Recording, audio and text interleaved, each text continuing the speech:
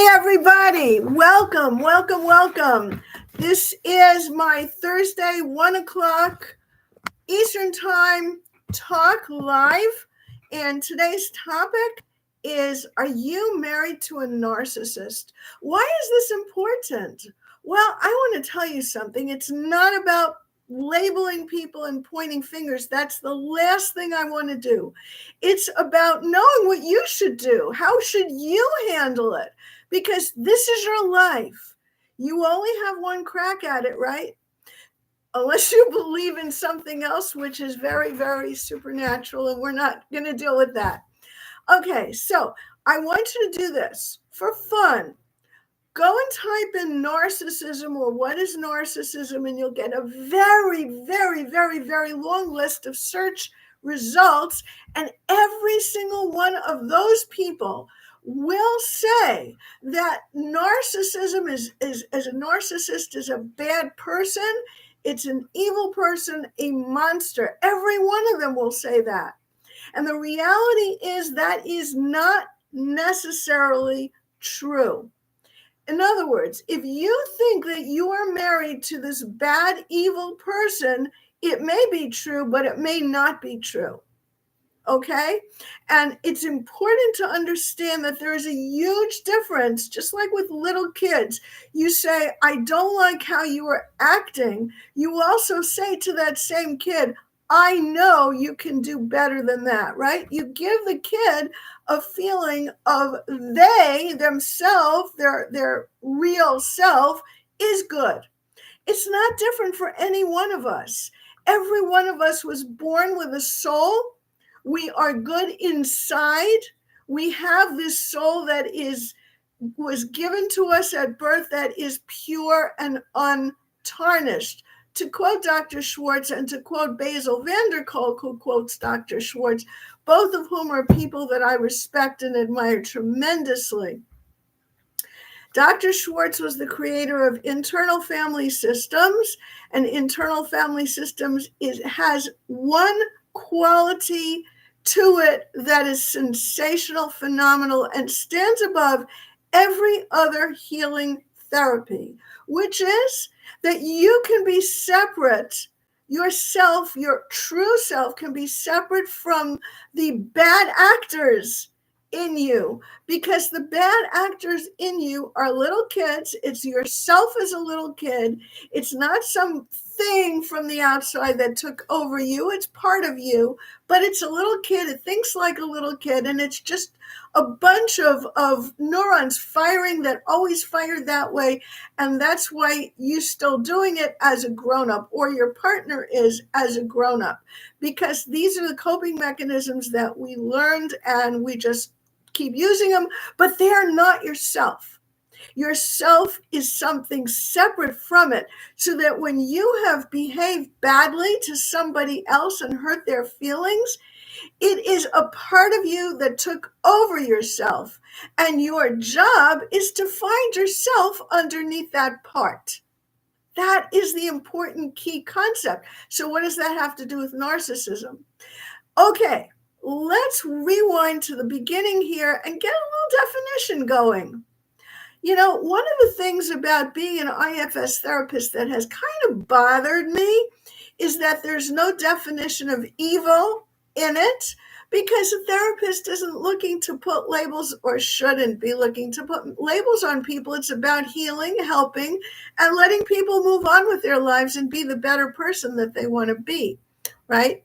So if that's the case, then it means that the level of behavior, or the type of behavior that the person has exhibited, is not for the therapist to judge.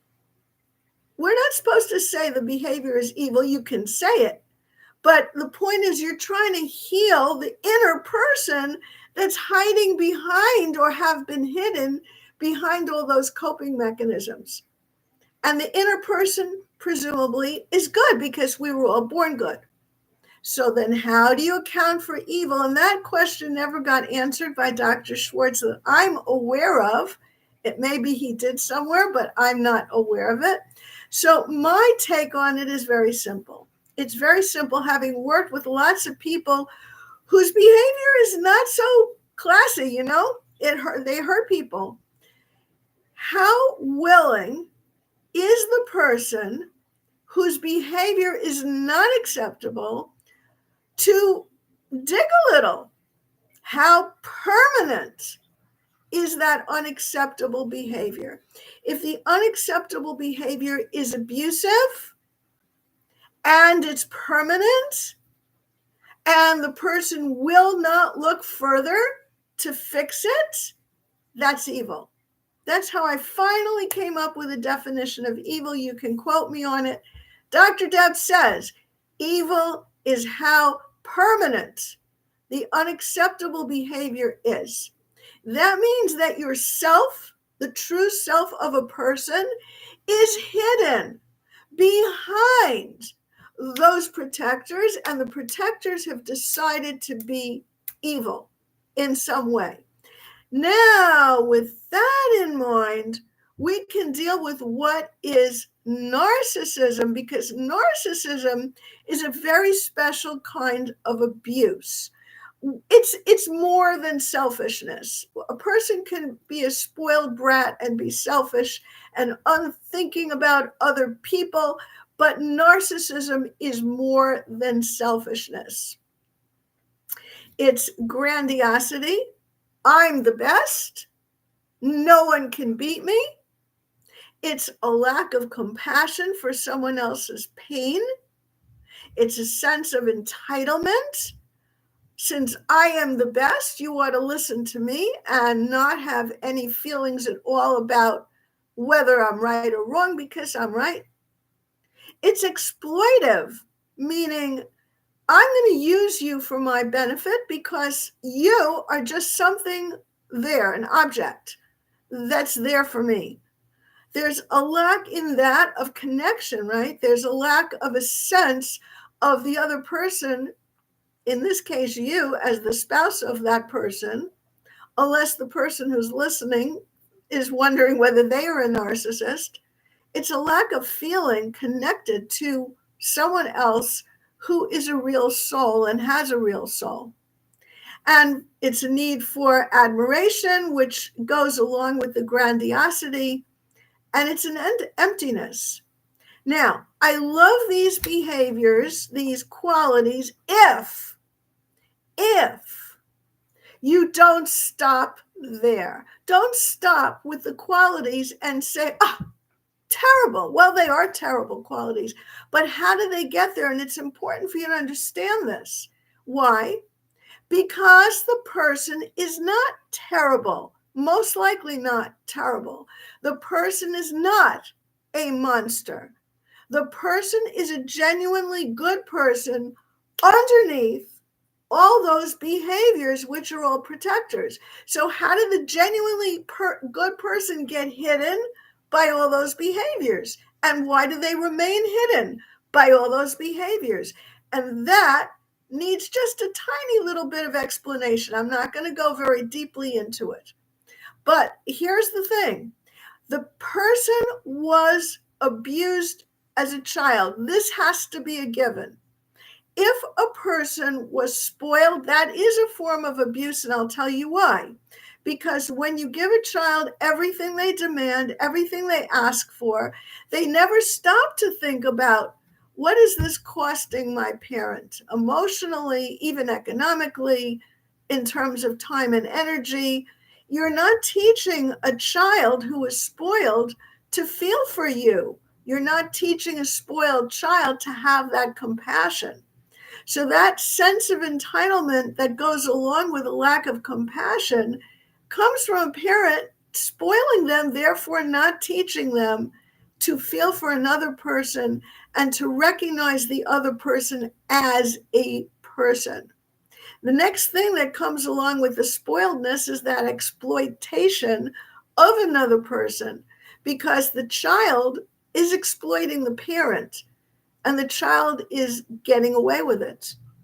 And finally, that need for admiration goes along with the emptiness and the grandiosity. Why? Because the child knows inside themselves, there's nothing there. Because you either abused or someone either abused them or spoil them, which I'm saying is abuse because you're not teaching the child how to be part of this world. But how does that happen? When you abuse a child, let's say it's spoiling, right? The child is not looking inside to see, how can I be better? How can I do better in school? How can I earn the toy car that I want or the doll that I want as a little one? How can I do better so as to be worthy of these gifts? Yes, there's a lot that should be without any kind of strings attached. Of course, that's called unconditional love. But unconditional love is not the same thing as unconditional things, right? Giving a kid everything they want is a substitute for the love that they should actually be getting, along with the limits that they should actually be getting. So that spoiled kid has no sense of accomplishment, no sense of merit, no sense of worthiness inside. Now, take the opposite case of a kid who's been not spoiled, but deprived. The parent's not there emotionally for them. The parent's not home. The parent is not actually with them in any way, shape, or form, either physically or emotionally, or giving them food. Even some kids go to school with their hair uncombed. I mean, it's just wrong. It's wrong. It's neglect. But if you grew up that way or were further abused with verbal abuse and hatred and telling the kid that they wish they were never born and stuff like that, all that rejection stuff, when you start doing that, or on a more maybe less obvious way, giving the kid messages of dismissing or invalidating their feelings. They come home from school crying and you go, grow up. That also is a form of emotional abuse. So that kid, whichever one of the forms of abuse it was, needs to be able to feel good about himself or herself. But how do you do that? How do you feel good about yourself when the whole world is totally mean? Even without physical beatings, it's just being mean to be treated that way. And the answer is the kid goes into a fantasy world about who they really are, knowing full well that's not who their parents really think they are. Their parents think they're a piece of garbage, obviously. And so that's who they really are. And they have to develop all these layers of false protections for themselves in a world of fantasy to create something they can live with. Otherwise, they're just going to go and commit suicide. And little kids do. Statistically, I forgot the number. It's quite high. So those are your choices. I'd personally rather see the kid cope somehow until someone can help them than to commit suicide. But that is how a narcissist is created. That is what happens. Either you're given everything so you don't feel worthy of anything because everything you got was not based on who you are. It was just based on you yelling, screaming, and demanding it. And then the parent gives in.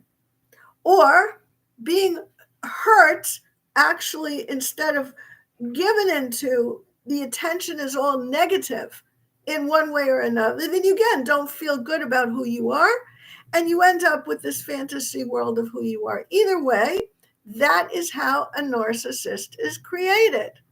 So if we now filter all that through what we were just saying before, that a person becomes a narcissist but may not necessarily be this bad person, may not actually be evil, then we can throw away the definition here completely, because that isn't who they are.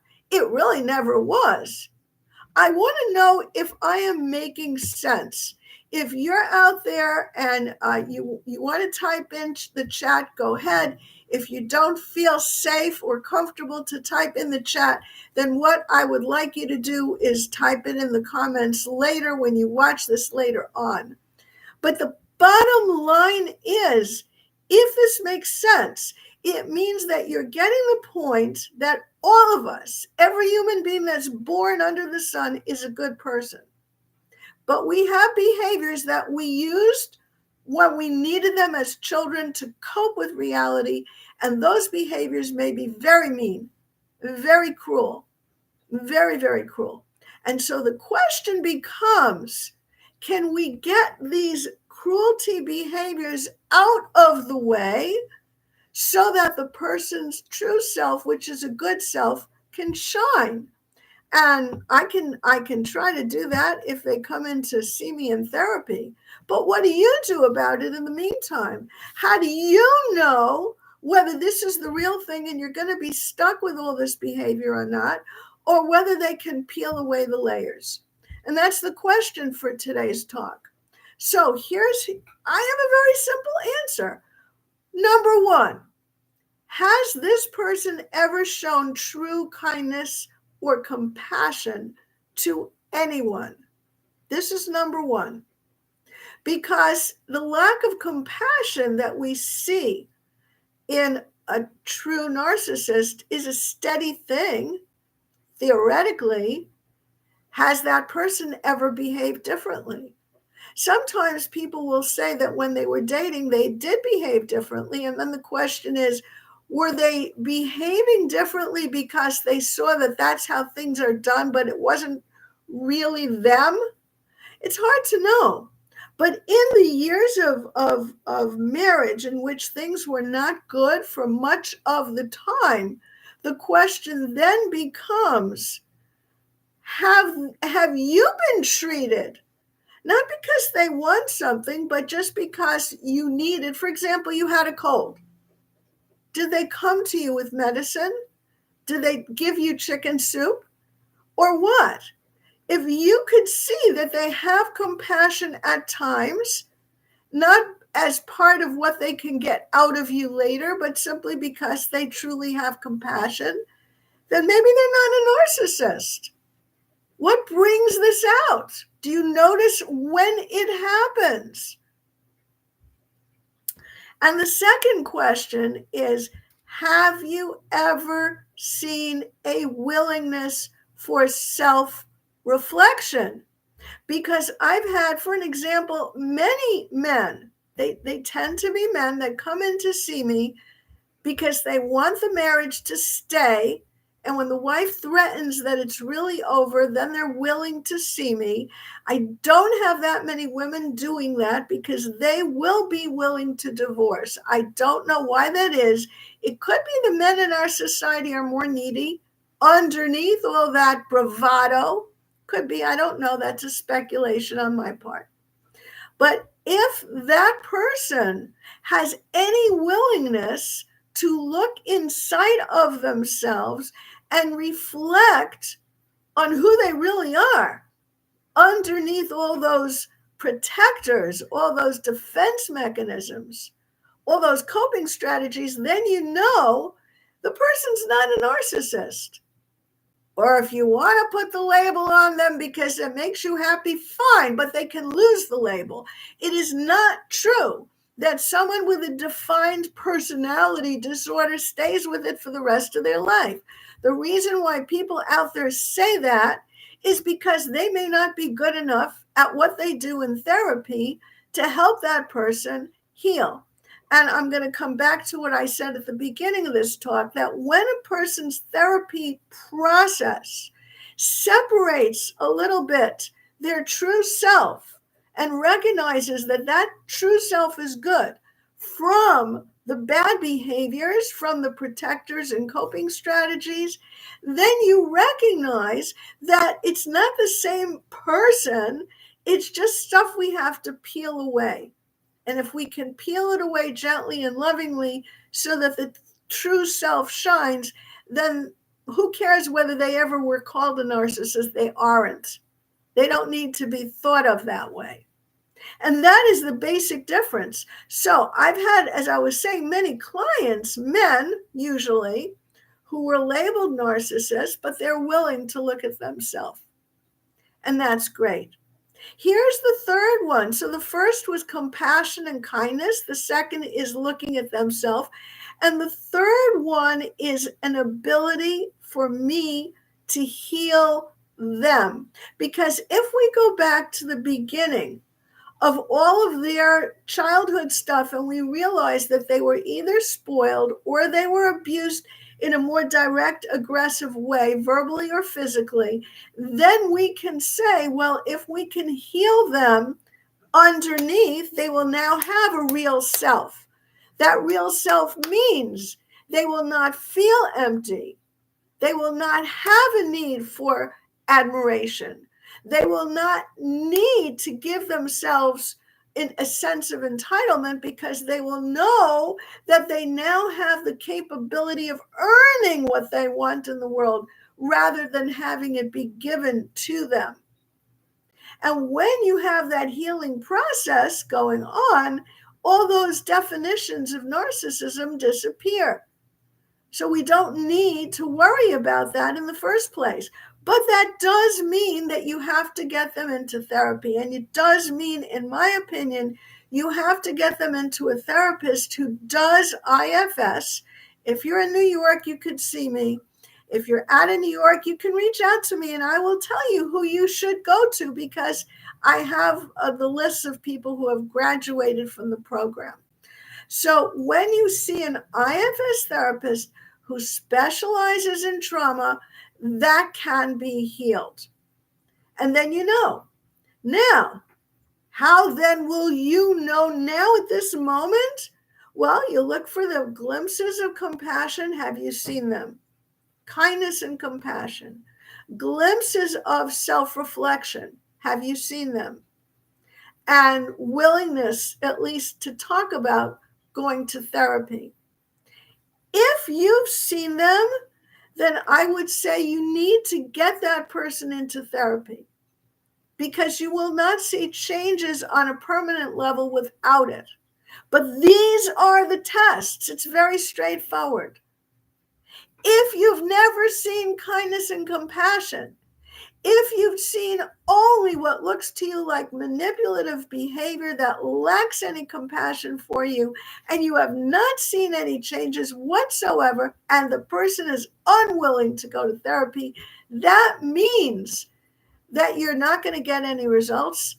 And yeah, you could stick that label on them, narcissistic abuser, and call it a day for your marriage.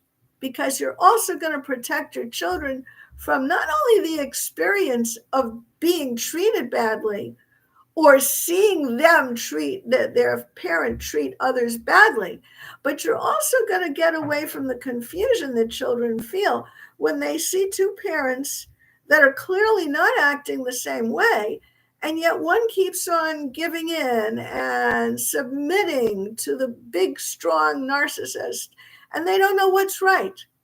It doesn't clearly define for them right and wrong. It's confusing for a child. So growing up in that environment is totally unhealthy. Yes, they say, and I always said this, that if you can fix a marriage, it is far better for children than divorce.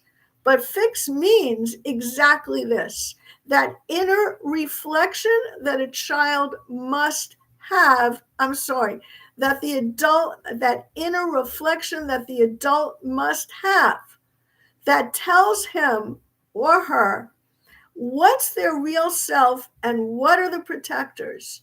And can we gently and lovingly explain to our protectors, no, we will take care of it. We will be vulnerable. We will strengthen the self that we really are underneath because it is there. We were born with it. We don't need reparenting to get it.